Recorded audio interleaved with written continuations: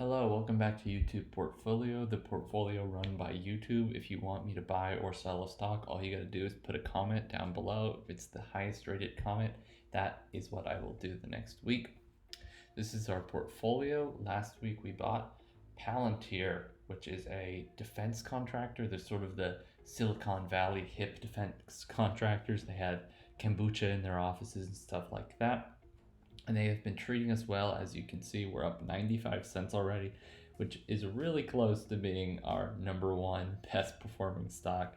It's third now, right behind Delta Airlines and Apple, but that's really well, especially since we bought work, I think either last week or 2 weeks ago, and it has done nothing but fail, except for today. In the past week, we have done really well, up 4.12%. Most of that is because Palantir accounts for pretty much half that growth right there. Delta Airlines, I think, also did pretty well this week. Next week, I will be away, so the video will be pre-recorded, so we won't see how the portfolio does. What I'm going to do, though, is I started with a certain amount of Apple. I think it was a little bit higher than everything else, which is why it's such a high number here. Everything else is around $5 because I put in $5. Apple's a little bit higher because I put in about $6, something else. So what I'm going to do is just kind of top this off, so it's an even $10. That's what I'm going to do next week. So if you do want me to buy a stock, when you put it in the comments or in next week's comments, I'll buy it 2 weeks from now. Got a pretty interesting video today on home buying as an investment and 30-year versus 15-year mortgages.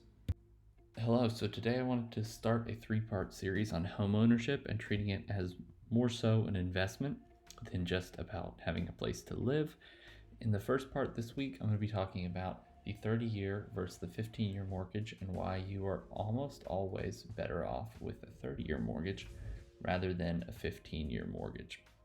Next week will be about whether you should rent or buy, and I'm gonna upload next week's video on a schedule so it will not be current and will not mark the progress of the portfolio. We'll just show an older value. And the third week will be about whether you should ever pay off your home fully, which is an interesting topic. So the first part today is 15 versus 30-year mortgage. Why are you better off having a 30-year mortgage? Almost always. Well, a lot of people would think, and rightfully so, that with a 15-year mortgage, you could pay off your home much quicker, just pay a lot less interest, which is true. You'd pay significantly less interest on a 15-year mortgage. In fact, you would pay much less than half the interest you would pay on a 30-year mortgage on a 15-year mortgage, which is true. Since it takes less time to pay the loan, less interest accrues.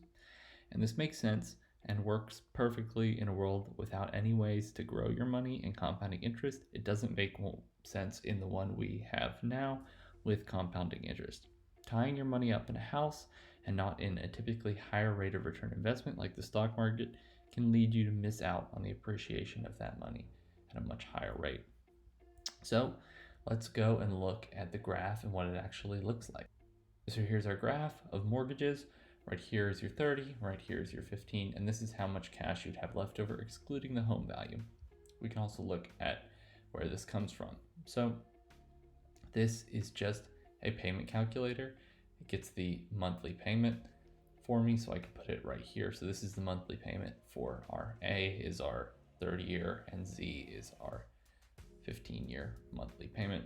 And these are just some equations that calculate the amount of money you would be investing, assuming that you were investing the difference, right? So in this case, right here, this equation, this is for your 30-year. This is assuming that the difference between these two values here, so about $1,100, you'd be investing. And that investing would actually compound itself. Right here, we have when you would start investing the full amount here once your mortgage payment stopped after 15 years and how much money you would have.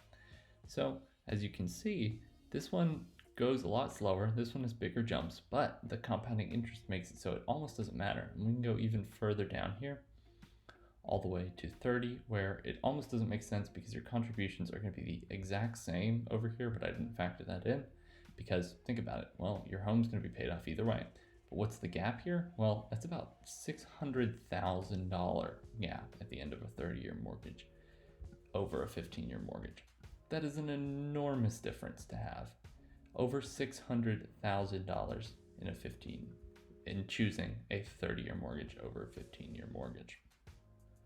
So if you want another way to illustrate this, look at the 15-year point. Where would you be financially? Well, you'd have about $400,000 in cash on your house, and in this case, we were looking at a $400,000 loan. So not only could you pay off the loan completely, your balance at 15 years would be somewhere around $230,000. So you have like $170,000 left over on top of a house. So you'd have a house in both cases. This scenario, you have about $150,000 more than in this scenario. Another way to look at this is that every 7 years, on average at 8%, your money ends up doubling in value. So while it looks like this contribution your first year is a lot less than this contribution, in reality, this money here will have grown to be much more than this amount of money here by the time this year comes around, because your money will have doubled, not once, but 2 times. And the same goes for this one. This one doubles 2 times as well.